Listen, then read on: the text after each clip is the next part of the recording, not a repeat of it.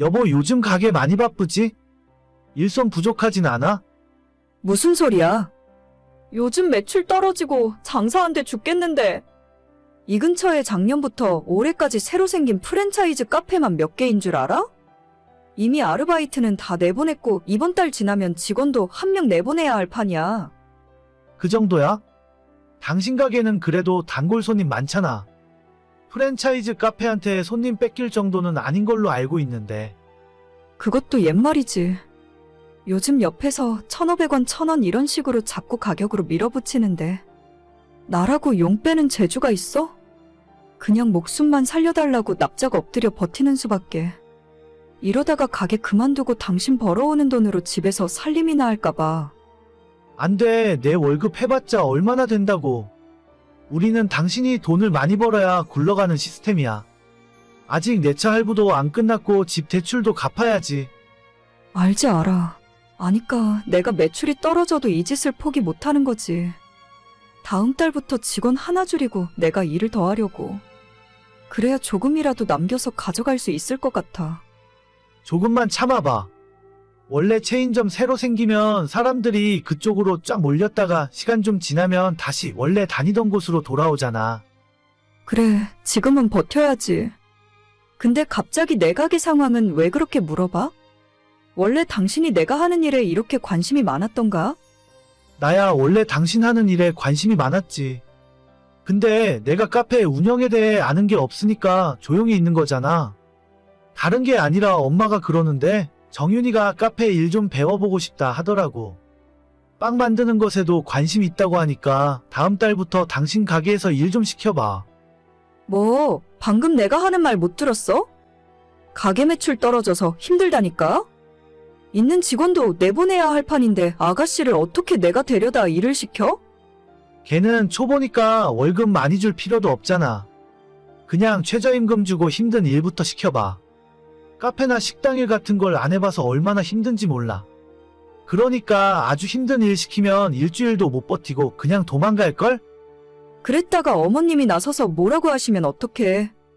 일할 때 불편하기도 하고 진짜 지금 사람 하나 더 쓸 여력도 없어. 당신이 내 가게 요즘 힘들어서 사람 못 뽑는다고 이야기 좀 잘해봐. 아니, 나도 당연히 힘들 것 같다고 대답했지. 근데 내 동생이 당신한테 일을 배우고 싶다고 하더라. 뭐 거기 커피랑 빵이 맛있다나 어쩐다나. 아니, 근처에 스타벅스도 있고 더 큰 카페들 많은데 왜 나한테 온다는 거야? 몰라. 아무튼 다음 달부터 일하고 싶대. 면접 보고 싶으면 미리 불러서 이야기 한번 해보고 필요한 서류 같은 거 미리미리 이야기해줘. 아, 진짜 싫은데. 저는 작은 베이커리 카페를 6년째 운영하고 있고 나름대로 장사가 잘 되는 편이었어요. 한때는 한 달 매출 5천 이상 찍을 정도로 새벽부터 오후 내내 빵만 만들고 커피 내리다가 집에 갈 정도였습니다. 이 주변에 큰 경쟁자가 없기도 했고 제가 유학 생활하면서 취미로 배웠던 빵들이 사람들에게 반응이 꽤 좋았어요. 그런데 바로 작년 초부터 근처에 커다란 프랜차이즈 카페가 생기기 시작하고 그 뒤로 매출이 절반 이하로 떨어지게 되었습니다. 많던 아르바이트생들과 직원들을 줄여가며 버틸 수밖에 없었어요. 그나마 몇 달 전부터 줄어든 매출이 다시 오르기 시작했는데 아직도 많이 힘든 상황입니다. 이 와중에 신우까지 우리 가게에서 일을 하고 싶다 하는 바람에 스트레스가 이만저만이 아니었죠. 정윤이는 일 잘하고 있어? 엄마가 그러는데 요즘 집에 오면 피곤해서 바로 골아떨어진다더라. 그래? 그럴 리가 없는데 이상하네.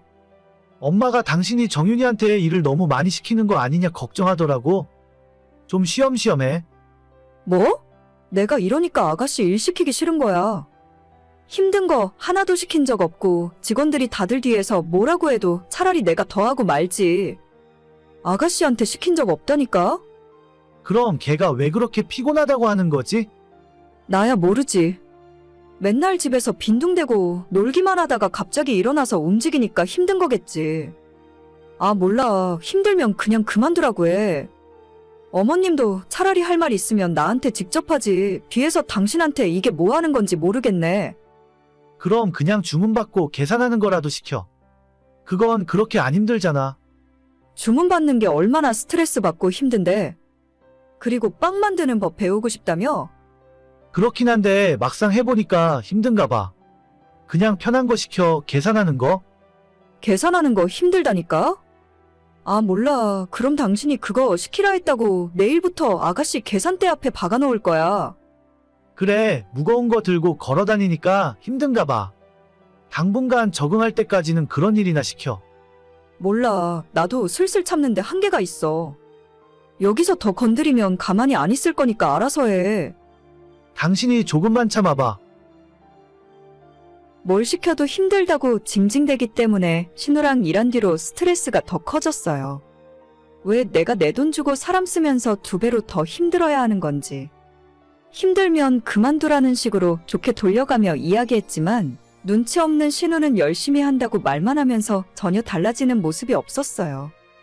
원래 일하던 우리 직원들도 신우 때문에 피해보는 것 같고 어떻게 빨리 내쫓아야 된다고 생각했었는데 며칠 전에 진짜 사고가 터지고 말았습니다.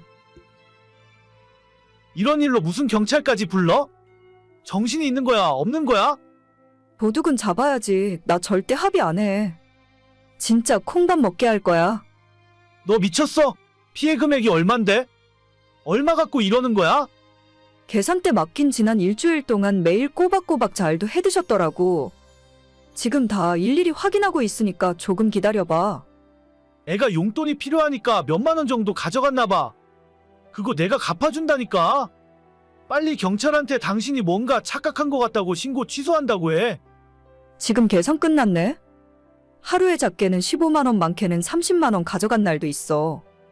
총 180만 원이네. 이거 당신이 갚아줄 거야? 뭐? 180만 원? 뭔가 착각한 거 아니야? 어떻게 며칠 동안 그렇게 큰 돈을 가져가? 그러게나 말이야. 현금 결제 들어오는 거 전부 취소 처리하고 자기 주머니에 넣었더라고. 진짜 생각이 있는 건지 없는 건지 모르겠다. 기계에서 취소 처리하면 내가 모를 줄 알았나?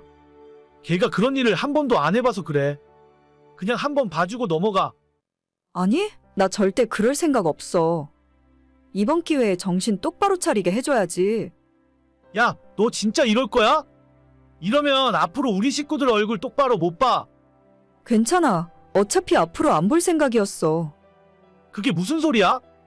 당신이랑 당신 식구들한테 질렸다고 이제. 그냥 여기서 끝내자. 끝내자니 그게 무슨 소리야? 끝내자고. 결혼하고 지금까지 당신은 내 발목 잡는 일만 하는 것 같아. 결혼은 서로에게 뭐 하나라도 도움되는 게 있어야 하잖아. 나는 처음부터 지금까지 쭉 손해만 봤던 것 같아. 너 진심이야? 이 와중에 나랑 이혼하겠다고? 그래, 당신이랑 이혼할 거고 도둑은 합의 없이 법대로 처벌할 거야. 이번 기회에 전과 하나 달면 앞으로 취업도 못 할 테니까 적어도 남한테 피해는 안 끼치고 살겠지. 야, 너 진짜 말 다 했어? 당신 차키랑 내 집 카드키까지 다 놓고 나가. 꼭 그렇게까지 해야겠어? 너 농담하는 거지? 지금 와서 생각해보면 저런 인간이 뭐가 좋다고 결혼까지 했는지 모르겠어요. 나만 좋다고 평생 날 위해 살겠다며 사탕발림하던 인간이 결혼하고 겨우 2년 만에 손바닥 뒤집듯 사람이 달라지더라고요. 남편 타고 다니는 차도 제가 리스로 뽑아준 거고 집은 원래 처음부터 제가 살던 집이라서 그냥 남편만 빈손으로 쫓아내면 끝이었습니다. 개념 없는 시어머니는 처음엔 저보고 경찰에 왜 신고했냐면서 미쳤다고 화를 내더니 이제는 상황 파악이 됐는지 합의해주고 고소 취하해달라며 싹싹 빌더라고요. 저는 이제 와서 억만금을 줘도 합의해줄 생각 없고 끝까지 처벌받게 할 겁니다. 어차피 이혼하는 마당에 이 정도 선물은 해주는 게 좋을 것 같아요.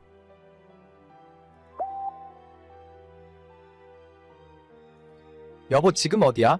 집에 있는 거 맞지? 나 아까 퇴근해서 방금 집에 도착했지. 아까부터 그건 왜 자꾸 물어봐? 아니, 당신이 집에는 잘 들어갔나 걱정되니까 그렇지? 저녁에 뭐 먹고 싶은 거 있어? 야근 끝나고 가면서 사갈게. 아니야. 당신 늦게 오는데 먹긴 뭘 먹어? 당신이나 저녁 잘 챙겨 먹고 야근해.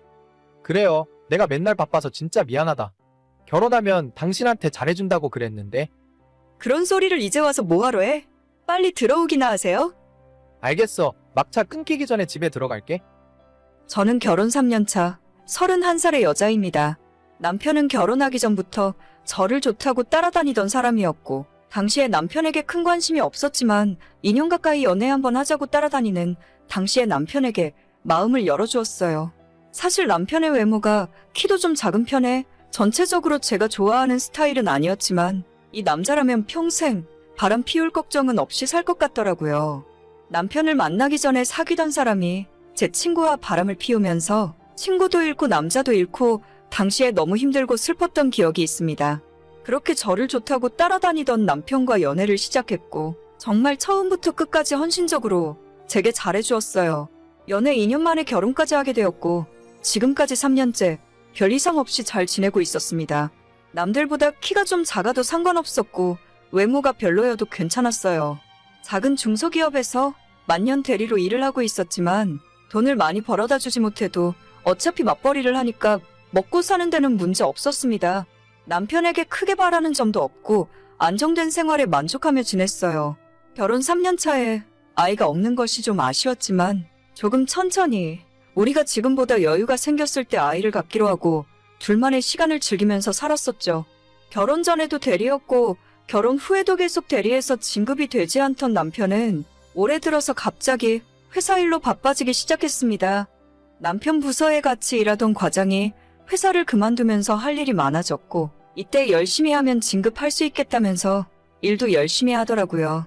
하지만 그만뒀다는 과장이 유능한 사람이었는지 어쨌는지는 몰라도 하루가 멀다 하고 야근을 하고 매일 늦게 들어오는 날이 반복되었습니다. 여보, 나 오늘도 좀 많이 늦을 것 같은데. 기다리지 말고 일찍 자요. 아니 무슨 회사가 일주일에 3번을 야근을 시키냐?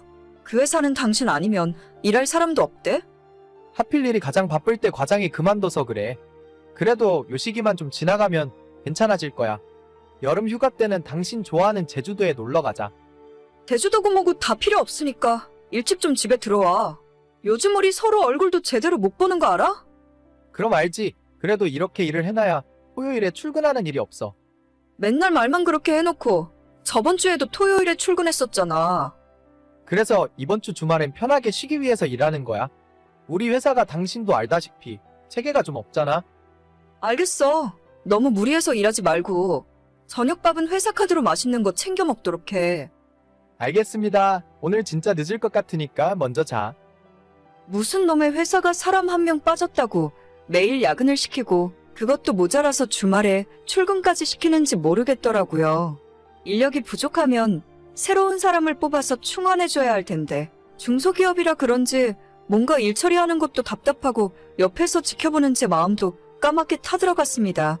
혼자 저녁 먹는 날이 갈수록 많아지고 주말에도 토요일에는 심심치 않게 출근을 하더라고요. 그렇게 일을 하니까 일요일에는 피곤하다고 하루 반나절 내내 잠만 자고 우리가 얼굴 보며 대화하는 것도 드물어지고 외식을 하거나 데이트를 한 적이 언젠지 기억도 잘 나지 않습니다. 저는 남편에게 기대하는 것은 별로 없는데 소소한 부부의 일상이 깨지는 것이 싫더라고요. 이번에 진급을 안 해도 상관없으니 일을 좀 줄이고 나랑 시간을 더 보내달라고 해본 적도 있습니다. 하지만 그럴 때마다 남편은 자기가 이번에 진급을 해야 월급도 오르고 우리 부부가 아이 낳고 살기에 부족함이 없을 것 같다면서 일을 더 열심히 하더라고요. 그러던 어느 날 모처럼 남편이 출근 안 한 토요일이었고 남편은 전날 늦게 퇴근하고 점심때까지 일어나지 못한 채 잠만 자고 있었어요. 저는 남편이 일어나면 밥을 먹이려고 점심 준비를 하고 있었고 요즘 너무 피곤해하는 것 같아서 보약이라도 한 채 지어서 먹여야 하나 고민이 되더라고요. 그때 자고 있는 남편의 전화기가 울리더니 갑자기 일어나 씻지도 못한 채 옷을 갈아입고 출근 준비를 하는 겁니다. 저는 남편에게 나가지 말라고 했지만 회사에 갑자기 급한 일이 생겨서 어쩔 수 없다며 저녁 먹기 전까지는 들어오겠다 하고 황급히 집을 나가더라고요. 아니 누가 보면 회사를 혼자 다 먹여 살리는 줄 알겠습니다. 그 회사 사장도 그렇게까진 열심히 일을 안 할 것 같은데 떠난 남편의 뒷모습을 보다가 나 혼자라도 밥을 먹어야겠다 싶어서 점심 준비를 계속했어요. 그때 갑자기 제 핸드폰이 울리기 시작했습니다. 자기야, 나 지금 출발해요. 마누라한테는 회사 간다고 이야기 다 해놨어. 어디로 가면 돼? 저번처럼 그냥 처음부터 방 잡고 만날까? 저는 카톡을 보자마자 이걸 뭐라고 답장을 해야 좋을지 모르겠더라고요. 남편이 맨날 늦게 들어오고 주말에도 집을 비웠지만 바람을 피우고 있을 거라는 생각은 정말이지 단 한 번도 해본 적이 없습니다. 그만큼 남편을 믿기도 했었고 연애할 때부터 지금까지 다른 여자에게 눈길 주는 것도 본 적이 없었거든요. 남편의 외모가 여자들이 보기에 그렇게까지 매력적인 외모도 아니었습니다. 평균 이하의 키에 잘생겼다고는 하기 힘든 얼굴, 거기에 결혼하고 나서 체중도 많이 늘어나는 바람에 뱃살까지 두둑하게 잡히거든요. 돈도 별로 없는 이런 30대 중반의 유부남을 어떤 여자가 탐내겠나 하고 방심한 것도 사실이에요. 하지만 그렇다고 해서 제가 남편에게 함부로 대하거나 못해준 것은 전혀 없습니다. 이런 식으로 뒤통수 맞을 거라고는 상상조차 해보지 않았어요. 여보. 방금 카톡은 내가 친구한테 보낸다는 걸 잘못 보낸 거야. 친구랑 장난치느라고 그런 거야?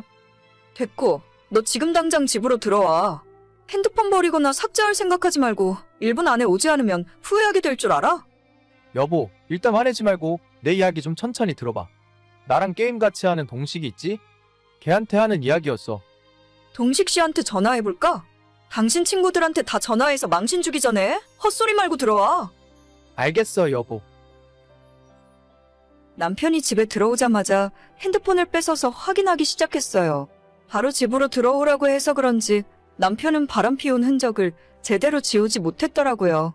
바람 피우는 여자와 나눈 카톡 대화방은 이미 지워버렸는지 확인할 수 없었지만 사진도 몇 장 찾을 수 있었고 문자와 카드 사용 내역 등 찾아보니 정말 쉽게 찾을 수 있었어요. 생각해보니 남편을 얼마나 확실하게 믿고 살았던 건지 지금까지 한 번도 남편의 핸드폰을 검사해본 적도 없었습니다. 그러니 굳이 남편도 철저하게 감추려고 하지 않았던 거죠. 최종 결정타로 숙박업소 이용 내역을 찾자마자 저는 더 이상 남편을 믿을 수도 없었고 이 결혼을 계속할 어떤 이유도 없었습니다. 정말 여자한테 인기라고는 전혀 없을 줄 알았는데 회사 부하 직원이랑 바람이 났더라고요.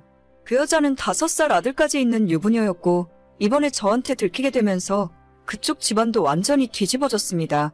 당장 상간녀 소송으로 고소장을 받게 생겼는데 집안에 숨길 수가 없었겠죠. 남편은 그저 한순간의 실수였다면서 제 바짓가랑이를 붙들고 울며불며 애원을 하더라고요. 저는 외모가 좀 떨어지더라도 착하고 나만 사랑해주는 남자라면 절대 바람 같은 건 피우지 않을 거라 생각했는데 그건 제 큰 착각이었어요. 연애할 때나 우리 결혼할 때도 남편에게 다른 건 다 용서해 줄 수 있지만 나를 두고 바람 피우는 것만큼은 절대 용서 못한다고 수도 없이 이야기했습니다. 한순간의 실수였건 계획적인 바람이었건 저는 그런 건 중요하지 않다고 생각해요. 부부 사이의 신뢰가 깨진 순간 결혼 생활도 거기서 끝났다고 봐야죠. 남편과는 더 이상 할 이야기가 없고 그 이후로는 변호사가 시키는 대로 절차에 따라 진행했어요. 이혼 서류를 작성하고 남편과 그 상간녀에게 위자료를 청구했습니다. 남편은 모든 걸 인정하고 제가 원하는 방향으로 이혼 서류에 도장을 찍었습니다. 다만 그 상간녀만큼은 자긴 바람 피운 적 없다며 끝까지 우기는 바람에 소송이 진행 중이고요. 그 소송 결과에 따라서 그쪽 가정도 깨지느냐 마느냐가 결정될 것 같네요. 애까지 딸린 이혼녀가 된다면 제 전남편과 합쳐서 가정을 이루면 딱일 것 같습니다. 상간녀와 상간남의 만남이라면 천생연분이 따로 없겠네요. 못생기고 여자에게 인기 없을 것 같은 남자라고 해서 믿고 살았더니 이렇게 뒤로 호박씨를 까고 있을 줄은 몰랐어요. 어차피 이렇게 될 바에는 얼굴이라도 좀 더 잘생긴 남자랑 결혼할 걸 그랬습니다. 그럼 억울하지는 않죠. 오늘의 사연은 여기까지입니다. 구독과 좋아요, 알림 설정은 많은 힘이 됩니다. 다들 행복하시고 좋은 하루 되세요.